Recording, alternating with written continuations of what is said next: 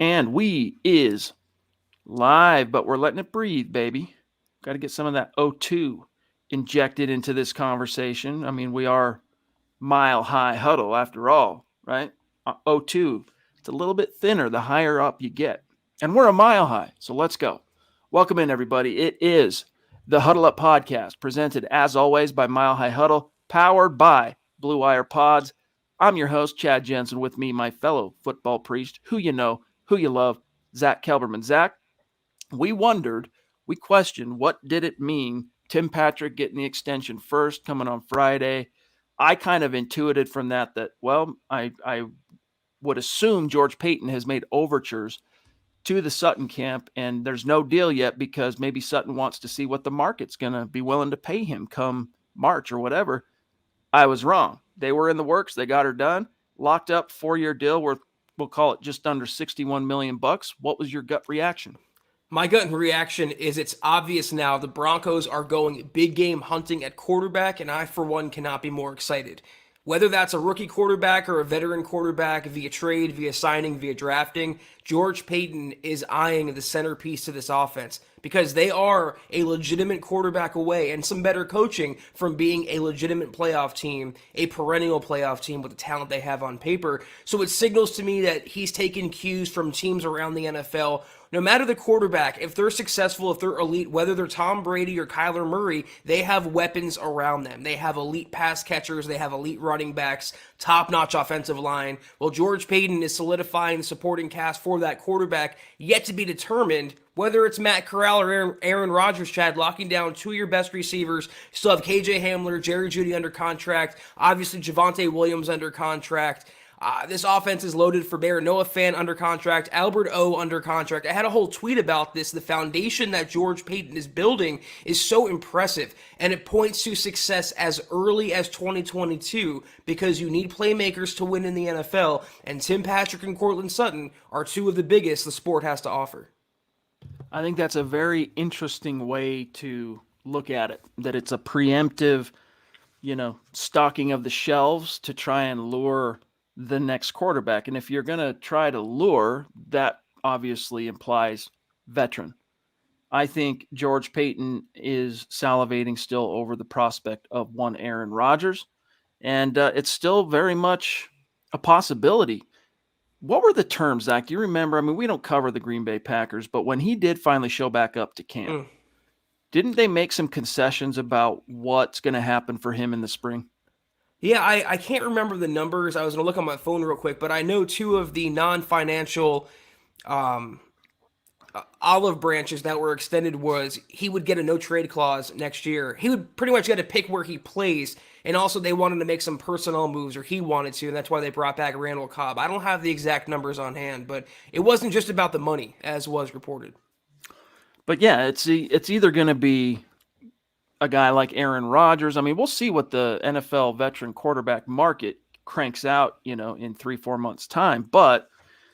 Or it could be Russell Wilson or someone like that. I mean, things are not trending in a great direction for Seattle. And Pete Carroll, even though you'd never know it by looking at him, he's freaking old, dude. Like what is he, 70?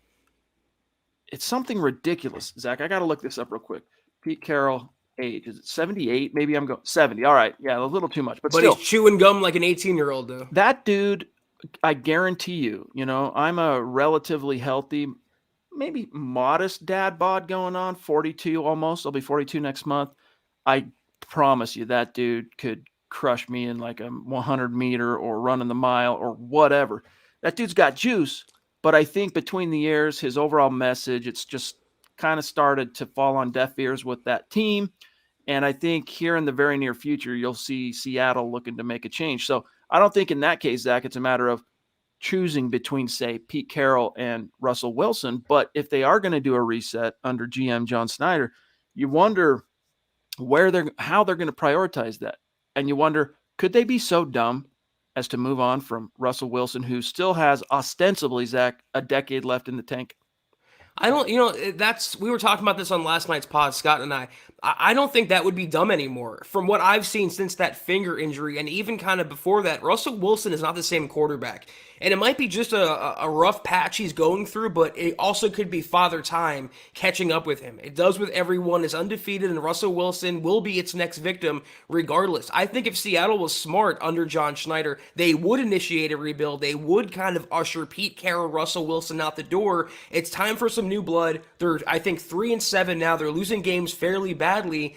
And I just don't think Russell's that same type of quarterback that he was years ago. And on top of that, you'd be surrendering all the draft compensation to pry him from Seattle, meaning multiple first-round picks, second-round picks, players, whatever, and taking on his contract for 30, what is he, 35, 36 years old? I mean, that he's not a long-term answer either. So I would much prefer, I know you might be right about Peyton chasing Rodgers. They have that NFC North connection. He might want to maybe make a play for someone like Deshaun Watson, Kirk Cousins. There are going to be veteran quarterbacks available via trade. My preference is George Payton gets his young guy in the building, cost-controlled rookie, preferably first-round draft pick, builds him up with the proper coaching staff, and then you're doing it the right way. Instead of acquiring a Russell Wilson, go out and draft the next Russell Wilson. He's 32, by the way. And do you remember when the injury you're talking about occurred for Russ? It was like 6 weeks ago, 7 weeks ago. Right. For him, check this out. So he ultimately came up short for MVP last year to Aaron Rodgers, right? But dude, this cat threw 40 touchdowns last year. Career high, 40. Not very many quarterbacks in NFL history have reached the 40 mark. But anyway, we're digressing a little bit here. Back to the point of Courtland Sutton, I think you're right that this is very much a preemptive, even if it's not for an Aaron Rodgers, even if it's not for a Teddy Bridgewater, maybe it's for I guess we got to roll with Drew Lock in 2022 because Teddy wants to get paid and Vic's gone and we've kind of gotten as much blood out of that rock as we can. So we're going to roll with Drew this in a contract year and angle for the 2023 draft class. It would not surprise me. Let's see what's on everybody else's mind. Got some questions in here about injuries. The good news, boys and girls, well, it's good and bad. Vic Fangio today, quote, Bradley Chubb gonna practice today. So we're just starting the clock on him because he's on injured reserve. We'll see where it goes. Garrett Bowles, he is going to the CV reserve list. So he's definitely not going to be there for Sunday's game. And then Bobby Massey, right tackle, according to Vic, has a chance to play this week. So you're going to be without Bowles again, Zach.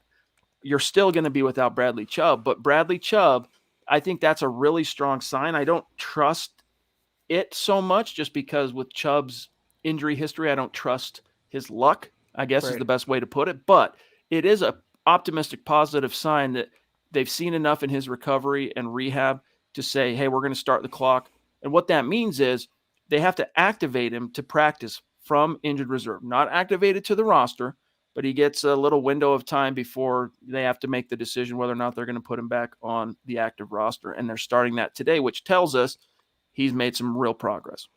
Yeah, 21 days from the time they decide that, and they either have to put him on the active roster or leave him on IR for the rest of the year. That was the rule. I don't know if it changes. The NFL changes every year. It's encouraging, but I'm of the same mindset as you, Chad. Until he stays healthy and proves his health, we can't really get excited about Bradley Chubb. And at this point, I kind of don't even want him taking reps away from Jonathan Cooper. And it might be stupid, but the way that Cooper's blossoming, he looks like I don't want to say low-rent Bradley Chubb, but he's doing a lot of the same things. He can be that impactful pass rusher, certainly more than Malik Reed is right now. They need someone to fill in for Von Miller, fill those legendary shoes. Whether that's Bradley Chubb, Jonathan Cooper, I don't care. But I can get excited about one right now, rely on one right now, and that one is not Bradley Chubb, unfortunately. I don't know why it's not showing it on the StreamYard side, but Max Power, before we grab Josh's super chat, Zach, he asked really early, well before the pod started on Across the Pond, Great Britain. Appreciate you, Max. He says, George Payton does it again. Rodgers-Wilson trade. So he's kind of sharing a brain with you on that. It's a rare thing that you share a brain with Max Power or vice versa. But yes, indeed. Here's Josh. Appreciate you, Josh. He says, a great signing. Max combined hit, 26-ish a year.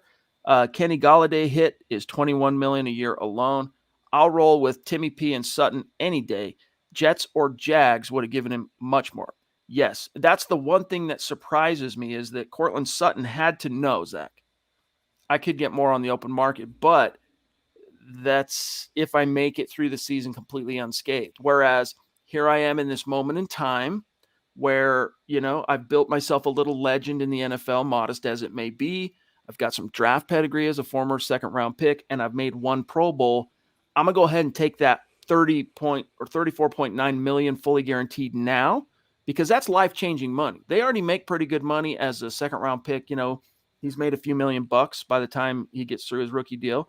But there's a big difference, Zach, between, 5 million, 6 million, whatever it might be over 4 years and 34, 35 million fully guaranteed. Now, that might not be like completely change the game for multi-generations of the Sutton clan, but you're set forever, man. Like there's no, you don't got a trip. So I think that was his deal. He's like, you know what?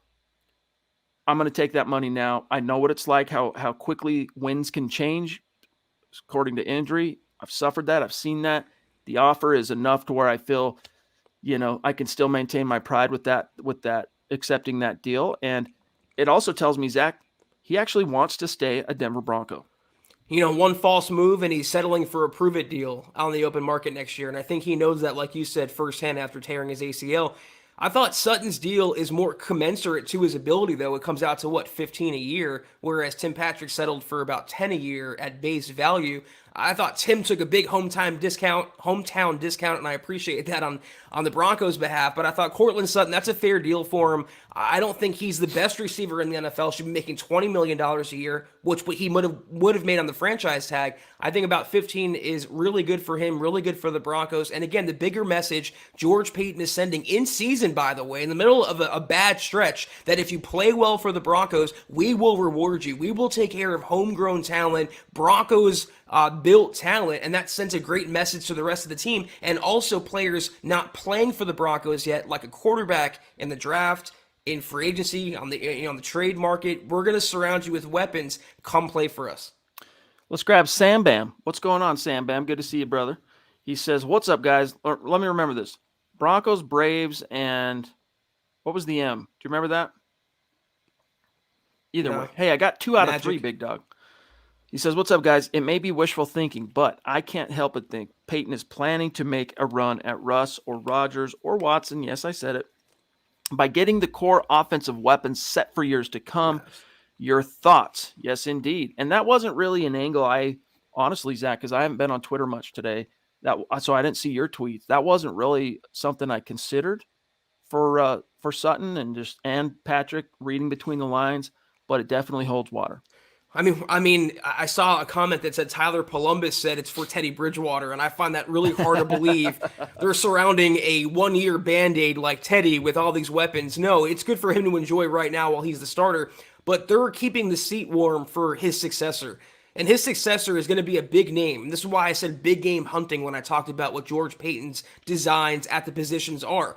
I don't know right now if it's Rodgers, Wilson, Watson, Matt Corral, Kenny Pickett, Malik Willis. I don't have the exact name right now, obviously, but that's what it's setting up for, and I love the plan that you can see playing out with George Paton. I said this yesterday. I've been saying it since he was hired, Chad. A lot of problems plaguing the Broncos right now. George Paton is not one of them. He is the elixir to the sickness in Dove Valley. And you know what? Eventually... it might not take antibiotics to get rid of the sickness. I mean, it's going to burn itself out in a sense, and that's going to come in the form of probably Vic Fangio being shown the door. And then George can really build this team purely in his own image with his own vision. Jamal, good to see you, brother. Appreciate you. Also, shout out to John, both Johns, John Livick, John Juno, all of you, all of our great members of our community. We love you. It's great to be with you tonight. Christian says, George Paton was a home run hire. Zach. Facts, Zach. Yes, indeed. Appreciate that super chat. Big boy. Zach, Greg, go ahead. And I'm never changing that pin tweet. I said it in March. I tweeted that as my pin tweet right now. But I said it to Chad the day he was hired. We got on this podcast. We Yep. both love the hire. I mean, it's just a coveted guy that's now running the Broncos. A guy that many other teams wanted. The Broncos got. And if you've paid attention since January and the moves that he's made and the deliberate plans and the breadcrumbs that he's leaving, it's so exciting. I cannot wait for the coming off season. We liked George and we liked Fontenot, Terry Yes. Fontenot, who ended up hiring with Atlanta. And George so far has not disappointed. Greg Smith, good to see you, brother. Here's Plum Bob. What's going on, brother? How's SpongeBob? I assume you guys know each other. He says, was kind of scared Sutton was going to be gone, but I'm so happy he's staying. Yeah, you never know, right? When the business side of things comes into play and those type of decisions reach the flashpoint, you never can really say for sure in the league what you're going to see. And so it's always, always encouraging when the guys that you want to see stay and you expect to see stay. We couldn't say the same for Philip Lindsay, but hey, Courtland's staying, Timmy P's staying. Albert Knopper's good to see you, bro. He says, yes, finally some great deals done, some great players locked in. Most definitely. Just real quick, Zach, let's say hello to a few of our Facebook folks. We got Clayton in the house. What's up, Clayton? Travis Tarbox, good to see you, brother. He says, George Payton is setting our Broncos up for an amazing future. We got Big Earn in the house saying we signed 2 players for 3 more years. Go Broncos. Yes, indeed. And we got Michael amongst many, many others. What's up, Michael? How you doing, buddy? Good to see you. All right. Here's a question from Savage Boy Kev over on Twitch. He says, what if we sign Aaron Rodgers, keep Drew Lock, and draft Desmond Ritter? Put down the Madden. Brian Daboll as head coach of course, I think is what he's saying. Well, you can't sign. You have to trade for him. That's number one. Why would you trade for? You don't need all those quarterbacks. Is my point. It's either gonna be one or the other, Rodgers or Ritter. Locke or Matt Corral. More than likely, Locke's not going to be in the picture. Of those 3, I think Locke, Chad, is the unlikeliest to be involved in the Broncos' plans next year. They have really no intention of keeping him around, and they're going to reshape that quarterback room entirely. So it comes down to what you want, what your preference is, and if it aligns with George Payton's preference, Locke versus a rookie. Rodgers versus Matt Corral. Rodgers versus Kenny Pickett. Rodgers versus Malik Willis. One of those 2, not both. Certainly not 3. We've got the Queen in the house tonight, and I know that she's got a super chat in. I can't quite get to it yet because I still worry that the stream will jump, but it's great to have Christy. Lots of people have been asking about you, Christy, Yep. so it's great to have you with us. We have missed you. And here's Miguel. Good to see you, bro. Appreciate the stars. He says, what's up, fellas? I'm glad Sutton is staying in Denver. I think great things are going to happen this offseason. Hey, bro, from your lips to God's ears. George Fox, appreciate you as well on Facebook, my friend. He says, thank you, George Payton, for working on making our Denver Broncos a great team again. Denver Broncos for life. Thanks, guys. Your insight for all of us fans. It's our pleasure, man. Seriously, we're 2 of the luckiest cats on the planet Earth. Michaela, the Duchess, jumping in. We got 2 members of the female persuasion of MHH royalty here tonight. Love it. Michaela says, I heard on The Fan, that's 104.3 The Fan in Denver, for those who don't live in the fine city, that we should re-sign Teddy. Is that crazy? Opinions. Zach, I'm a little bit scared of this topic because on one hand, I know that the push to stand behind Teddy at this moment in the season is more of a Fangio-oriented decision. But at the same time, I know that George Payton played a big role in Teddy Bridgewater coming here because they have history in Minnesota. So there's a part of me, Zach, as much as I want to trust George Payton, I'm worried that he's as big a proponent of what's happening right now as Vic Fangio and could step over a dollar to pick up a dime, so to speak, and pay Teddy to keep him around. I wouldn't mind keeping him around as long as it was a very team-friendly deal and it was understood that he's a backup for whoever the next guy is. Well, I think paying Sutton and Tim Patrick showed that it doesn't matter if he handpicked you, if he was around when you were drafted or when you came up with the Broncos. If you do well for the team, we're going to take care of you. So it comes down to how well Teddy plays the rest of the year. If he plays well and it keeps the Broncos afloat, George Payton will reward Teddy based on that merit alone, not because he has some alter ulterior motive or hidden designs, what he wants to do. But re-sign is a subjective kind of question here. It doesn't mean a 3-year deal or a 1-year deal. I wouldn't mind necessarily if he plays decently well going forward and doesn't quit on the Broncos anymore. I maybe wouldn't mind a 1-year deal at 15 mil, 18 mil, whatever, most. And then you have a guy waiting in the wings like a Corral, Ritter, Pickett, whatever, Willis, what have you. That's the only scenario I'd be on board bringing back Teddy Bridgewater. Otherwise, if you want a veteran quarterback, it's going to sound crazy, but I would take someone like Kirk Cousins. I don't want a veteran. I don't want a holdover. I want a young guy, but I would take someone like Kirk Cousins 10 times out of 10 over Teddy Bridgewater. My point being, if you want a Jag, you can go find a Jag. But if you want a young guy, you got to make the decision to go all on board with that young guy. You know, it's George Payton. I'm going to paraphrase him here. His definition of a franchise quarterback is a guy that can put the team on his shoulders and win the game. A guy that can cover holes. A guy that I'm translating now. A guy that, can when the chips are down and things haven't gone perfectly according to plan, the plan goes out the window, and you can trust this dude can get her done. That's how he classifies a franchise guy. That means you got to be a force to be reckoned with in your own right. And Teddy, that's just not what he is, man. He needs perfect condition, right? Condition must be perfect in order for him to bring home the bacon. So on the subject of the next quarterback, hey, I don't care who it is. Can you make plays when the chips are down? Can you overcome suboptimal conditions and lead your team to victory? Howie frickin' Day, frickin' flexing on Facebook with some big-time stars. Thank you, brother. And by the way, guys, as you know, we reached goal.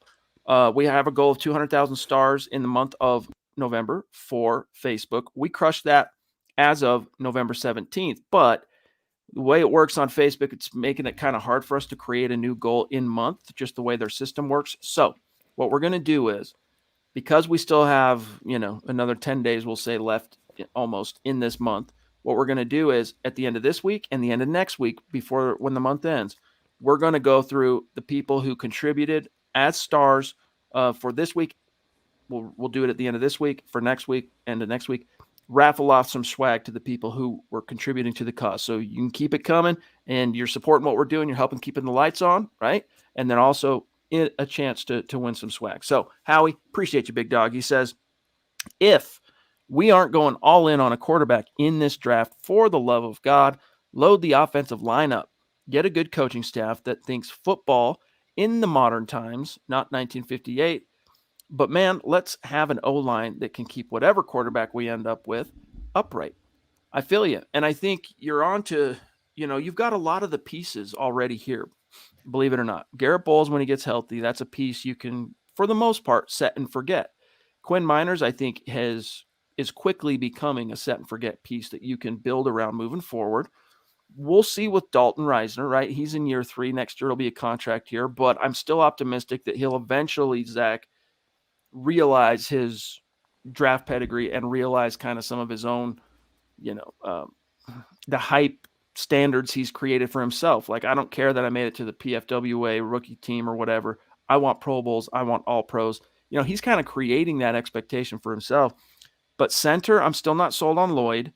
You're going to need to figure something out at right tackle. So at the very least, Zach, I concur that you need to get a good premium round developmental tackle that you could perhaps count on to play as soon as 2022 at right tackle.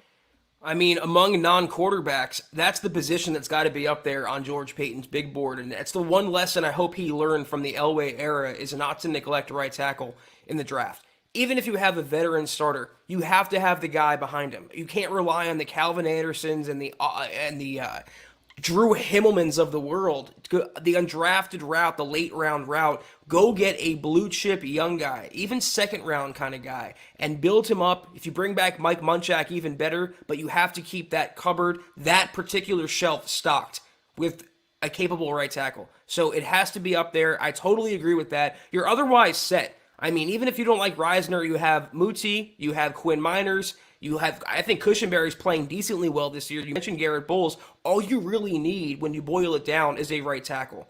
And if you want to invest a premium pick in that position, I think it would behoove George Payton to do so. Let's grab Travis Weber. Good to see you, big dog.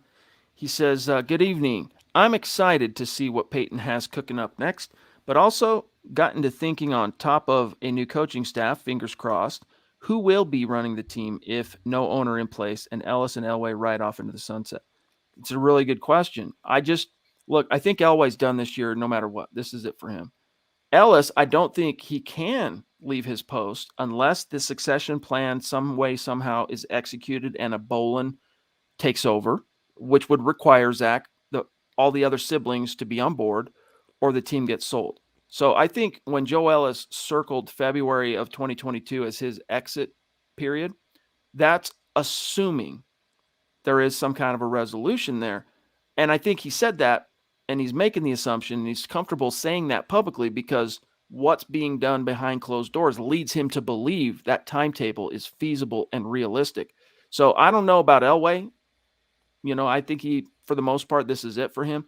Ellis, he's going to be around until that ownership mantle, one way or another, gets passed. Someone has to run the team, and he is one of three people in trust, Pat Bowlen trusted to do this. I could have sworn when the original reporting came out about Elway stepping down and hiring a new GM, it included that Ellis was going to leave after the 2021 season. Obviously, I'm wrong if what you said is the case there. But, Travis, I think it was Travis, I said it on Twitter, and I'll say it again. A lot of you kind of overrate the ownership aspect to the Broncos' lack of success. If they had better quarterback play, better coaching, they wouldn't be where they are right now, owner or no owner. Obviously, it's necessary. It's unconventional how they're doing it right now, but it's not as important as getting the on-field product better, and you do that through coaching and quarterback play. Otherwise, I echo what Chad said. Yeah, I mean, you get the accountability factor whenever there's a someone above you on the pecking order. It's a motivating factor for whoever's underneath them. And so right now, Joe Ellis, he's the guy at the top of the food chain, and it's for the most part been status quo, with the exception, Zach, of John Elway basically falling on the sword after last year's, marked the fifth straight year of no playoffs post Super Bowl. Joe Ellis, though, of course, he can maintain a feasible, plausible, I don't need to make a change, because he's not on the football side. He's the business side. He's CEO/team president. The football operations, that's Elway. Andrew Lampy, good to see you, bro. Appreciate the stars. He says to Sutton, happy we get to watch you another few years with the best yet to come, hopefully. Yes, indeed. And here is the Queen with a very generous super chat. Thank you, Christy. Love you. Appreciate you. It's not a Huddle Up podcast when Christy's not in the stream, not in the chat, contributing to our conversation. So we have missed you. Let me see here, Zach. We're going to get more to the chat and see what's on everybody's mind here. But did you guys, I assume you did. Now, apologies, guys. I was at a family thing, Thanksgiving party yesterday. You got to make time for the family and your extended family. And my family decided to organize their get together on a Sunday ahead of Thanksgiving because of various factors. So I missed last night's stream, obviously, and I haven't had a chance to listen to the episode. Did you guys discuss how the AFC West performed in Week 11? Not specifically, no. We kind of touched on it, but I'm going to pull that up because Vic Fangio talked quite a lot about the AFC West opponents, because this week, of course, is only Denver's second AFC West opponent of this year. They played the Raiders, got trounced by the special teams coordinator as interim head coach immediately after the Gruden resignation. And this week it's the Chargers. So how it shook out, you had the Kansas City Chiefs pretty handily beating the Dallas Cowboys, even though it wasn't a big blowout score, 19-9. And then you had the Chargers in what was kind of a shootout, Zach. The Steelers made a run at the end, but beating the Steelers 37-41, and then the Raiders falling to the Bengals 32-13. So the Raiders now sit also, Zach, at 5-5. The Chargers are 6-4, and now the Chiefs are 7-4. So do you buy in, being that we got the Chargers this week, do you buy that this is really a team on the come, or is this one of those kind of capturing lightning in a bottle with a new young head coach, and eventually the chickens will come home to roost? I mean, would it be lightning in a bottle 2 years in a row because Herbert set records last year and he's bringing them back? I mean, the Chargers tried their hardest to charge her and they couldn't charge her hard enough against Pittsburgh. Herbert led them to a game-winning drive. Their defense did the rest. I thought it was an impressive performance, and that's kind of the underlying storyline to the rest of these matchups. The Kansas City game, even though it wasn't a big final score, it's looking like that Kansas City offense is slowly coming back. And that defense now is the bigger storyline because they acquired Melvin Ingram, playing him at outside linebacker. It allowed them to move Chris Jones back inside. He had 4 sacks yesterday against the best OL in football. That's scary when you think about what he can do to the Broncos offensive line. So it looks like Kansas City is coming back to being that title contender, and the Chargers don't want to really go away. They go on, the roller coaster up and down, winning and losing, but when you have a player like Herbert, and I'll eat crow on him, I was totally wrong about him last year, you're never out of a game. And I think Brandon Staley should be in the running for Coach of the Year. The way he has that team's respect, the way he holds post-game celebrations in the locker room, it's all business, but you can tell they're all buying into his message. And when you watch that, I wish the Broncos had someone like that. Oh, wait, they did. They had Brandon Staley. I thought it was funny today. He was asked about Brandon Staley. Let me go ahead and read this answer. He talked about, hey, why did you hire Brandon Staley as an assistant for the Bears back in 2018? And what did you see in him and all that? Quote, when I interviewed him in the winter of 2018, so how long ago was that? He kind of, I don't know. I knew he had the good ability to be a really good coach. For me to predict that he would be a head coach 4 years later, I didn't predict that, but I knew Brandon had special abilities as a coach. He had a really good understanding of the game on both sides of the ball. I was really happy to hire him and thought he would progress very well, and he did. And then he was asked, Zach, on what kind of things would attract him to a younger coach, which obviously Staley was and is. Quote, it's just kind of a feel thing. I like to let them do a lot of the talking rather than me asking a ton of questions, just how they would be as a teacher, teaching their position. I kind of do it that way, and then I let it take off from there, close quote. One of the things that interests me, Zach, about Brandon Staley, the coach, is something Fangio said right there in that first remark, which is he had a really good understanding of the game on both sides of the ball. I'm not sure that's something Vic Fangio, in an objective setting, that's something that could be said about him. Well, a little known fact about Staley was he was a college quarterback. And he wasn't exactly renowned. He wasn't a superstar, but he had that experience, and he gets to look through the window on the other side of the glass. It's so important. Vic Fangio knows nothing about offense, and worse than that, Chad, he has no interest in learning about the offense. He doesn't watch them when they're on the field or practicing. He's a pure defensive guy. And one of the reasons why that staff, with a young coordinator in Joe Lombardi, has gotten the most out of Herbert is because they're committed to advancing his development. They're putting him in situations and around talent that he can succeed with. The same couldn't be said about number 3. I won't say his name. Yes, indeed. Really quick here, there's something interesting on the subject of Justin Herbert. This is worth talking about. And by the way, guys, Pat Shurmur, back in the building today. So for those of you agonizing, getting your hearts out, he's back. On the jump Vic has seen in Justin Herbert from year 1 to year 2. Quote, I thought the guy was really good last year. I hadn't seen a guy coming from what was a so-called college system, a lot of spread stuff. Nobody kind of knew how he would do, and he made a tremendous adjustment and adaptation to the NFL last year. I thought that their coaching staff last year did a great job with him. The coaching staff this year has just taken him to a new level, and he's really, really good. He throws the ball extremely well, big arm, but he throws with touch. He throws a very catchable ball. Obviously, he's big, so he's hard to get down. He's athletic and fast. You saw him run for almost 100 yards last night on scrambles, so he is a complete quarterback. Zach, and then he went on to talk about how the AFC West is a quarterback-heavy division, and all along you're just going, man, quarterback envy. You just want to eat your heart out. It can be depressing. Why should he be envious? He has the reincarnation of Tom Brady and Peyton Manning, Chad, and Teddy Bridgewater. And, the thing about Justin Herbert, what's so scary is he's the first quarterback in history, I think it was, to throw for 380 yards and run for 90 yards in the same game. That's not Lamar Jackson or Michael Vick back in the day. That's Justin Herbert. So it's another glaring red flag that Fangio has nothing to say about him but cliches and platitudes and doing nothing on his own to get that same type of production out of a Broncos quarterback. It's one thing, it's almost like he likes everybody else's stuff but hates his own stuff. We know where that starts. And we know where it ends. Right. Unemployment line, Yep. big dog. Randy, appreciate you, my friend. Supporting every single night. The stars, the conversation. You mean a lot to us, big dog, up there in the great white north of Alaska. He says, which players do you see Peyton trading on draft day along with picks to get a new QB? So let's just assume, for the sake of fantasy and in conversation here, Zach, Peyton trades up for one of, pick whoever it ends up being the top guy or whatever, one of the top two guys.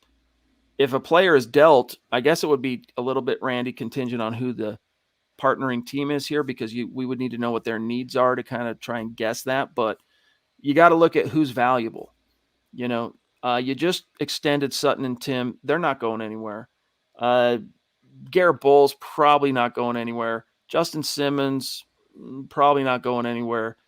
Who else at this stage? Maybe I'm missing. Surtain not going anywhere. Who else really has value that this team would, that another team would actually be interested in making it part of a compensation package? It's not just that. Like, it's also, we don't know what the roster is going to look like because so many players right now are on 1-year deals. There's so many veterans that are not going to be brought back. So a few names that popped into my mind that are under contract that teams could want. Noah Fant, for one. It seems like he's falling out of favor in the Broncos offense. Who was I going to say? KJ Hamler, young speed demon on his rookie contract. The Broncos are flush with receivers. They might not want him. And Ronald Darby, that was the other name. You have to look at talent, veteran talent that is under multi-year control for the Broncos. And I think they have Patrick Surtain. If they can get something out of Essang Bassey or Michael Ojemudia, they might not need Darby. But then Bryce Callahan and Kyle Fuller being in a walk year complicate that. Very interesting. I agree on that. Noah Fant. But hey, you know what? He still has time to kind of turn the ship around. Not to say that he's under any, time crunch, but he should be doing much better than he has. He kind of improved a little bit in the Eagles game, stepped up a little bit. You just want to see him keep building on that, but it takes a concerted effort on the part of the coordinator and the quarterback to involve him. So we'll see. Leroy, what's up, buddy? He says the plan for next year, bring in an offensive-minded head coach, treat Locke like the vet because he is still under contract, and then draft a quarterback, let them battle in camp. What do you guys think? I wouldn't be opposed to it. I just don't know how realistic that is. I think for the most part, the decision to roll with Teddy over Drew was a Fangio-driven decision, but it was sanctioned, obviously, by George Paton. And so from that, Zach, I can only infer that they're really off Locke. Like Locke to them is to Paton, because let's just assume Vic's going to be gone next year for the sake of this conversation. I don't think Paton views Locke as any kind of viable option, or else you would have seen him on the field. And so after all of what we're seeing happening this year, to suddenly go, yeah, we're going to draft a quarterback. Don't get us wrong, but we're going to go ahead and let Locke be the elder statesman for a year. I think it would be cool. I'd like to see it happen. Don't get me wrong. I just don't think it's realistic. I wouldn't be surprised if the Broncos trade him in the spring because his name appears to be mud at UC Health Training Center. Yeah, I would love to really know George Paton's true thoughts on Drew Lock, because even if he wanted to start him, he's not going to override Vic Fangio, publicly. So his hands are kind of tied there, and Fangio picked Bridgewater, and he has the autonomy to maintain the quarterback he wants under center.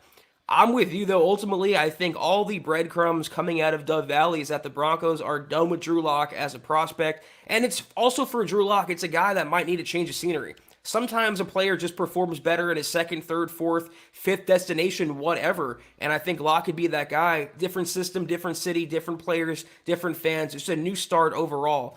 I don't see Locke coming back and competing. And of those three scenarios, like we mentioned earlier, Rodgers, Locke, and a young quarterback, Locke to me is the unlikeliest of the three to be involved next year. Travis says, do you guys think Peyton will keep Kenny Young, the linebacker, and Stephen Weatherly, the rush linebacker, after this year? I'm not sure about Stephen Weatherly, but I think if Kenny Young continues on the trajectory, Zach, he's been on, which is providing significantly upgraded play at linebacker. When I say upgraded, I mean from the Justin Sternad on time. He's been much better. He didn't have a very good game against Philly, but he was a big reason why they won uh, in Dallas. He played very, very well. So I think he has a real chance to get re-signed, but it's probably not something that the team even contemplates until you get to the spring and then see what else is out there. It's not like he's created such a demand within Dove Valley that they got to try and beat him to the punch. I think they'll wait and see how the season plays out, and then they're able to try and get him back. If they want him back, they'll make a push at the appropriate time. I agree with you, but that's what I said about Sutton too. And even last night, I thought it was going to come down to free agency and maybe even the franchise tag. So if George Paton wants you, he's going to re-sign you. He's proven that. And there's really only a few non-wide receiver and pending free agent extension candidates for Denver. 3 inside linebackers and Bryce Callahan, in my opinion. Those 3 are Jewell, Young, and Alexander Johnson. And you can make the case for either of the 3, and maybe even 2 of the 3, but right now there's only one guy on the field. Right now there's only one guy of those 3 on the field making plays for Denver, and that's Kenny Young. Not saying he will get the contract, but I think one thing we learned about George Paton so far, if you contribute to the team and help the team, you will be given first preference. Daniel Peterson, thank you for the stars, my friend. He says, Mac Jones looking pretty sharp as of late. Would he have been a better pick over PS2? PS2 has been great, but was that the hole we needed to fill? There's an argument there. In fact, Keith Cummings wrote an article on this topic like, hey, as Mac Jones continues to just kick butt in New England, it could be a situation that haunts the George Paton tenure, just in the same way that like Josh Allen has kind of haunted John Elway since whatever that was, 2018. I'm trying to think who else. Lamar Jackson. Those issues have kind of haunted the Broncos. Could this be one of them? And it might be one that they constantly get grief over as an organization. But Zach, I still submit. All right. Not that I was some kind of anti-Mac Jones guy, far from it, but I submit that he landed in the one place that gave him the best possible chance to succeed as a pro out of the gates, and it was perfect for him. I'm not convinced you'd have seen this level of production and the team he lands on doing as well as they are doing there in New England on any other team, including the Broncos. Josh McDaniels versus Pat Shurmur. I mean, it would have applied to any quarterback they could have drafted, Fields, Mac Jones, whoever. When you deliver a talent like that to Pat Shurmur, as he's shown with Drew Lock, it's going to be wasted. And if you wasted a year and ruined a rookie developmental year with Pat Shurmur, George Paton would have caught more grief because of that. He didn't have his guy that high up. I think he still wanted Trey Lance. And when he was off the board, he went to number 2. Number 2 was Patrick Surtain. And then Micah Parsons after that. So he wanted his guy, and he wasn't going to reach for a quarterback. And I think in the back of his mind, in the recesses, he knew it's because Pat Shurmur is around for 2021, and he more than likely won't be around for 2022. So it would have been a complete waste. When he gets his guy in the building, then George Paton and that head coach / OC will make their decision and get their guy. Let's grab Jeremy here with a very generous super chat. Appreciate that, Jeremy Barker. Connect with us on Twitter and welcome. I don't recall having seen one of your super chats before, so thank you. But he makes this super chat, Zach, in part to declare no Malik Willis. He's not feeling Malik Willis, the Liberty quarterback, which I understand. He kind of created some solid buzz for himself after last season, but he hasn't quite been able to live up to the hype this year. It'll be interesting to see what his draft stock does when you get to the pre-draft trail, whether it's the, what pro days. I'm trying to remember. Is he a senior? I don't recall. Either way, combine, stuff like that, workouts, it can alter things, especially for quarterbacks. So I don't know. I'm undecided on it. I don't think I'd be all that interested in trying to move mountains to get him in the first round. But if you're the Broncos and let's say you kind of finish Zach middle of the pack and you land with like a pick 15, 16, 17, something like that, and he's there, yeah, I would definitely consider taking him there because the freaking athletic tools are off the charts. If you ended up hiring, and that kind of ties to this one here, Zach, the right head coach, offensive mind to kind of, steward him. The thing about Willis, you put him on an SEC team and not Liberty, I think his stats look a lot better because the plays he makes on his own are, mind-boggling. It's just his offensive line lets him down, his pass catchers let him down if you watch the games. So he definitely has the raw tools, and I think he's the highest upside, lowest floor guy in this draft. Kind of a poor man's Trey Lance, if you will. And again, if you have the right conviction about him and the right coaching staff around him, I'd pull the trigger. Maybe not top 5, but top 15. And, Corral, pick it off the board. Absolutely. I'm taking that chance. All right, let's see what else we got here. And yes, Miguel, he wants to know, with these moves, does he already have a mind or a head coach in mind as far as bringing in a quarterback? Hard to say, buddy. Really hard to say. There's no way to know. I'll tell you this. Brian Daboll is presiding over what appears to be a regressing Josh Allen here in, what is this, his fourth year? Year 4? Yeah, fourth year. What's your read now on Josh Allen, Zach? What's your read on Brian Daboll as a head coach prospect? See, I don't judge. I'm not that impulsive where I'm going to start judging a coach's whole body of work on a couple games. If you've seen the work that Daboll has done with Josh Allen, the film he's put together before this rough patch, that's what makes him hireable to me. What's plaguing Buffalo right now is they don't have much of a running game, and teams are playing cover 2, kind of like how they're defending Kansas City. Cover 2, 2 safeties over the top, taking away the big plays and letting the smaller plays develop. That's making Stephon Diggs a non-factor, Emmanuel Sanders, Cole Beasley. When you're relying on Dawson Knox and Zach Moss, that's not the weapons that Josh Allen, Brian Daboll had in mind. So credit to opposing defenses. I would still love Daboll, Kellen Moore, Greg Roman, Joe Lombardi, Byron Leftwich, etc., Eric Bieniemy.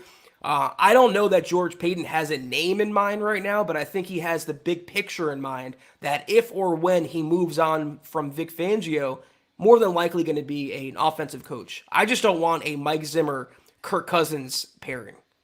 That's not sexy at all. He's on pace, Josh Allen, to potentially reach 5,000 passing yards this year.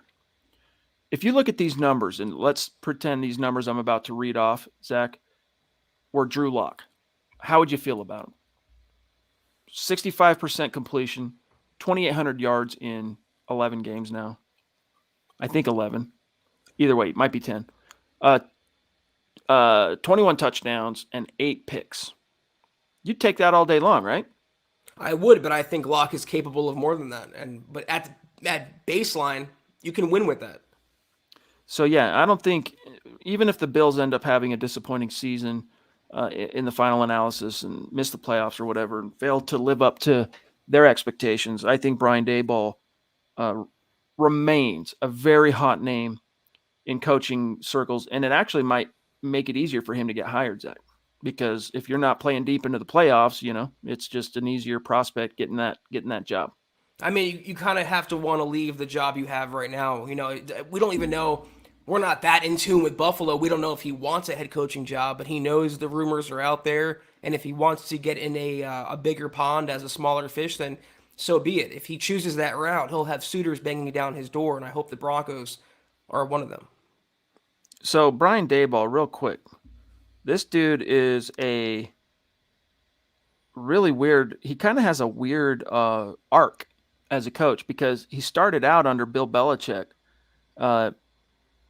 2000, 2001, and then as a defensive assistant, Zach. Then he becomes a receivers coach under Belichick from 02 to 06.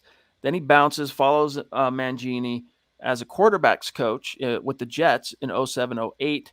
Goes on and under Shurmur, right? Wasn't Pat Shurmur's tenure as Cleveland's head coach 09 and 10? Pretty sure. That's his first offensive coordinator gig. I'm going to circle back to that. Miami Dolphins in 2011, offensive coordinator. Kansas City Chiefs, 2012, offensive coordinator. That was right before, that was the last year before Andy Reid showed up. And then Patriots again as a tight ends coach for 5 years, 2013 through 16. Then he returned to the college ranks to be the OC and quarterbacks coach for Alabama, Zach, in 2017. And then when he got the job to be the offensive coordinator for the Bills, it was right before they drafted Josh Allen. And by that, I mean like 3 months before, in 2018 to be the OC. He has a very interesting coaching um, tree, and I guess it's what did he do? And what was he as a player, Zach? I'm trying to remember. Wasn't he a defensive dude? Hold Yeah, on, I don't know for sure. hold on. Maybe not. Either way, but his arc. He's on one hand he's got some Shermer in his coaching tree. He's got some Bill Belichick in his coaching tree. Interesting guy, but he's found a way to definitely make some hay in the league. Yeah, and that's why he's being regarded. I mean, if you don't think Kellen Moore is number one on the coaching circuit, I think Brian Daboll has the case to be number one because again, watch what he did with Josh Allen, turning him into a from a Paxton Lynch level bust into a NFL MVP candidate. That's excellent coaching. This dude has 5 Super Bowl rings as a coach because of his time with the Patriots. And then of course he was named AP NFL Assistant Coach of the Year last year for what it's worth. All right, let's see. We're at 50 minutes, so let me try and get down here. I know there's a few supers that have been patiently waiting. Here's Dale Rude. Good to see you, bro. Bro, appreciate you. We've missed you. He says, I predicted 11 to 12 wins, regardless of the quarterback. Didn't factor that if the coach is named Teddy starter, this team would be playing not to lose from the coaches to the QB. It's a losing mindset. Yes, it is, my friend, and it's absolutely infuriating. We like the odds. This was something, Zach, we echoed during the offseason. Hey, we think it should be Drew. If it's not, we still feel pretty good about this team's chances of being able to win with Teddy as a playoff threat. And they technically, halfway through the year, are a threat for the playoffs right now. They haven't played themselves out, but they're about to. I hate to be the bearer of bad news. Well, I also said I'm more scared of the Broncos coaching staff than I am Teddy Bridgewater, and that take has held up, well as well. Teddy is not winning the Broncos games. I don't think he's, except for last week, losing the Broncos games. They can do better, but they can do worse. It's the Broncos coaching staff that can be a lot better. A lot. What about Matt Ryan? Nah. How would you feel about the Broncos making a push to acquire Matt Ryan? Like, Scott covers the Falcons, all right? He grew up as a Falcons fan as well. He told me, Zach, they can't really get out. They can't move on from him in terms of cutting him till 2023 at the soonest. So if he leaves Atlanta, it's because he got traded. It just doesn't excite me. Like I've watched some Atlanta games this year, and his arm strength has fallen off, and he's getting up there in age, and he's taken a beating in his career. I feel like in the 28-3 era with Kyle Shanahan, if he couldn't get over the hump, then he's never leading you to the promised land. And isn't that the whole point, Chad? It's not to have a winning record or to sneak into the wild card round. It's to win a freaking Lombardi trophy. So if Matt Ryan's not going to guide you to that, then it's no reason to pursue him. Dave wants to know, I need a firm update on when I can start reading Slow Getting Up for Broncos Book Club. I'll give you one. You ready? Start this week for Thanksgiving. All right? We will do the next episode of Broncos Book Club, not this Saturday, the next. All right? That next Saturday, whatever the date is. I don't have my phone. My phone just died. So not this Saturday, but the next. We'll cover the first 2-3 chapters of Slow Getting Up. So get started. And we'll talk about it then, bro. Appreciate your patience. Tony D.A. Dubzak, what's up, fellas? O-line struggles are due to play calling. Can I ask, the last time we threw a slant route? Go Broncos. True. Just mystifying staples that you expect to see in a competent NFL offense, just conspicuously absent.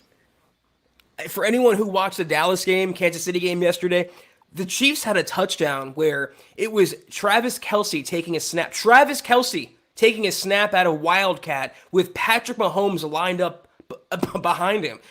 I mean, Kellen Moore has plays where he splits out Connor Williams, a 360-pound guard, at wide receiver. And we're begging for a slant route or a screen pass. It's just so pathetic where the Broncos are right now, and they've hitched their entire wagon to, of all people, Pat Shurmur. And he's been shown to get worse and worse and less creative as he's gone on. It's pathetic. Here's Kayaka with an extremely generous super chat. Thank you, bro. Thank you. Legendary Mount Rushmore superstar. He says, I'm so happy Courtland and Timmy P do not share an agent with Dennis Schroeder, NBA, LOL. Dude passed on $84 million to sign a one-year deal for just a few mil. Ouch. Elated for Timmy and Courtland. George Payton, exec of the year. Much aloha. Yeah, not in spirit, not in heart, in the minds of Broncos fans, yes. But unless your team's wrecking shop, you're not going to win executive of Right. the year, so for what it's worth. But I feel you. We're right there with you, big dog.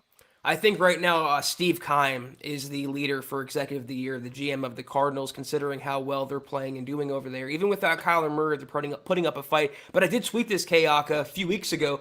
If the Broncos do make the playoffs, I think George Payton should be in serious consideration for GM of the Year. And those who've watched him work since January knows the Broncos have a real one and a great one in the front office. Sam Bam again. Thanks, brother. What about Gardner Minshew, Mitch Trubisky, or Dwayne Haskins? Ha ha, JK.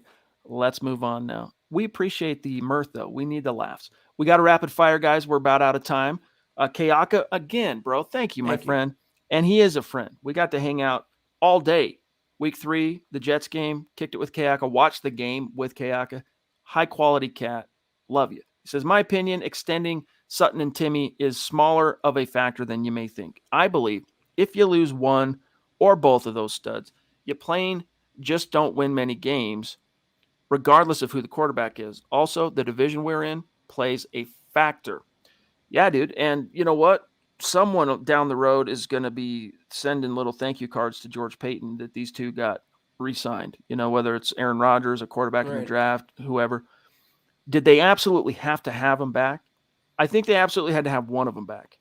But, it's a logjam position for this team, wide receiver. They got a lot of young talent.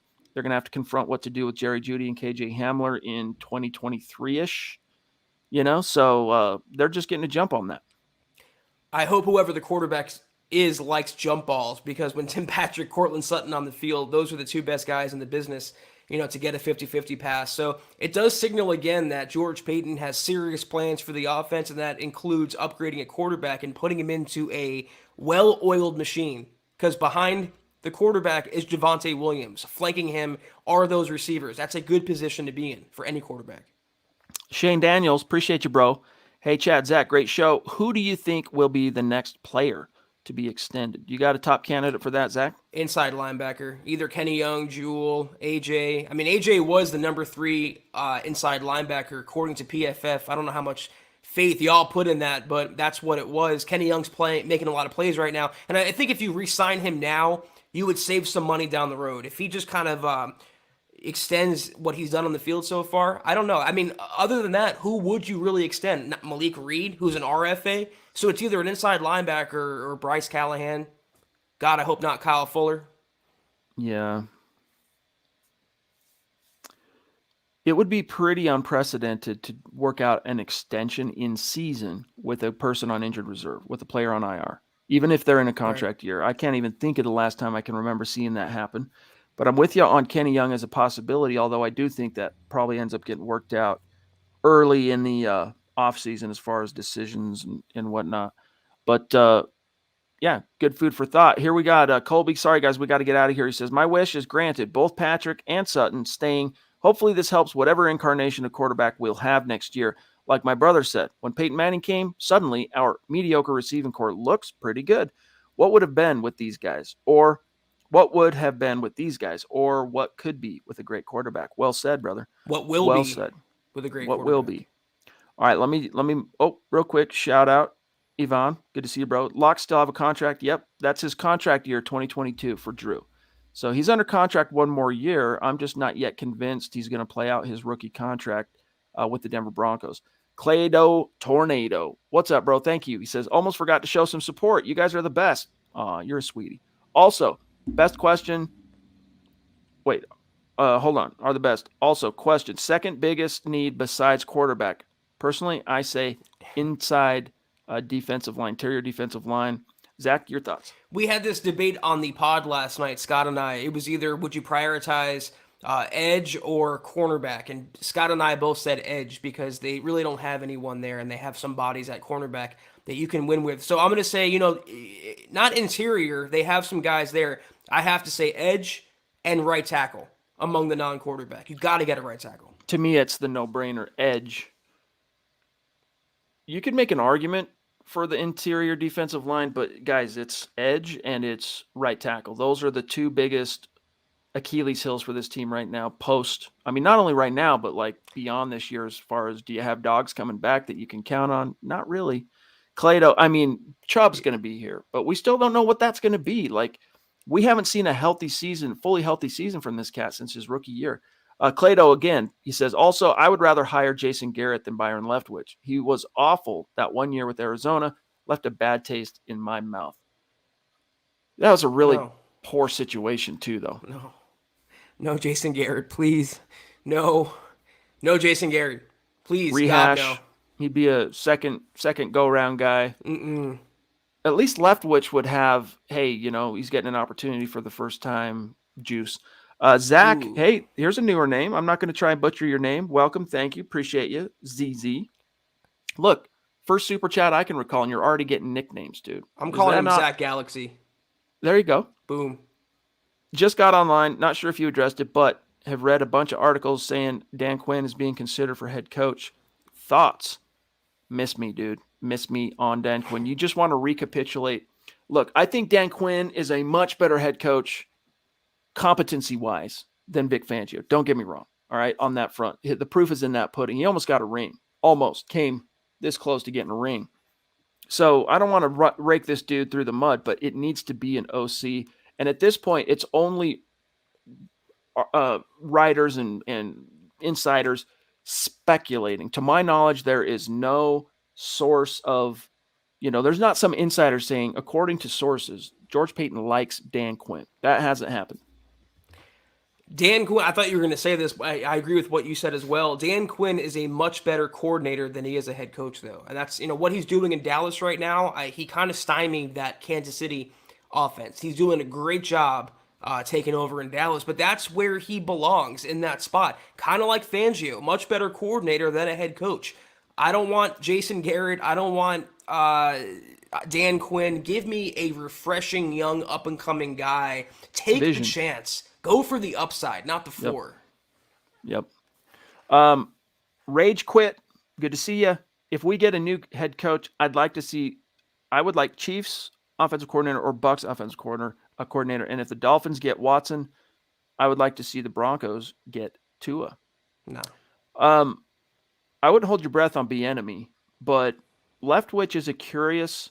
I like them both as candidates. I don't love either one of them per se, but Leftwich to me is a very intriguing coordinator option to be head coach, just because he was very similar to Teddy Bridgewater in terms of the type of leader he was when he was a player and how he was kind of known with his respective clubs. Only I think you could maybe argue he had a little bit more production than Teddy as a pro quarterback. Then he goes on to, bumps his head along the way, but he's held some pretty serious jobs. And he also got to work with Tom, dude. Like, that is a pretty serious plus pro on the old resume, because the number of things you can learn or just grow from, even if by osmosis, playing or coaching, I should say, coordinating the greatest quarterback of all time, you don't know what the limits of that could be, Zach. Well, they're on right now. They're playing the Giants, so let us know how Leftwich and the Buccaneers look. I don't want Tua because he's the left-handed version of Teddy Bridgewater, and I'm so past that experiment right now. Get me a dynamic quarterback. Tua is not the guy. Corey H., thank you, bro. We really got a rapid fire. Thank you, buddy. He says, Matt Ryan works only if you're drafting a quarterback in the first round. Totally for that.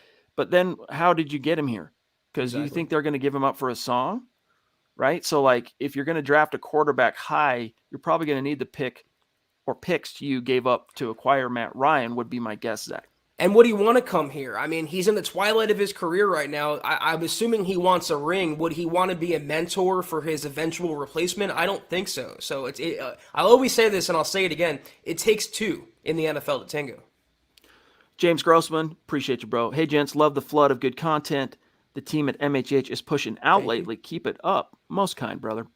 John, Dayball is the only choice in my mind. Denver has never had a history of QB development. Dayball does.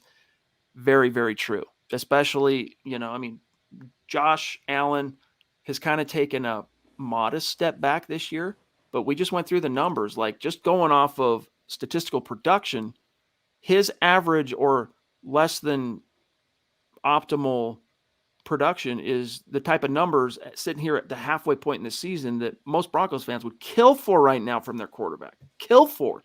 So, yeah, give me the guy that knows how to teach and develop a quarterback.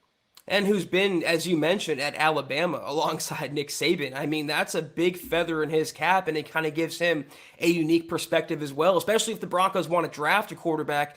Who better to lean on for that route than Nick Saban, and who has Nick Saban in his Rolodex, and that's Brian Daboll. So I'm all for it. If Zach, we got to get out of here. So if you want Yeah. to do the rundown, I'll pull up and see We if Facebook wants to help us, well, show who the contributors were. we were blessed to get another super from Zach Galaxy. We appreciate you so much, Thank you, Zach. You're coming on really strong. And ZACK, by the way, I got to give you major props for that. We're caught in a ZHCH world, Zach, so you're doing it the right way, and I respect that. Who do you take a quarterback in draft? I know Corral personally, not sold as an NFL starter.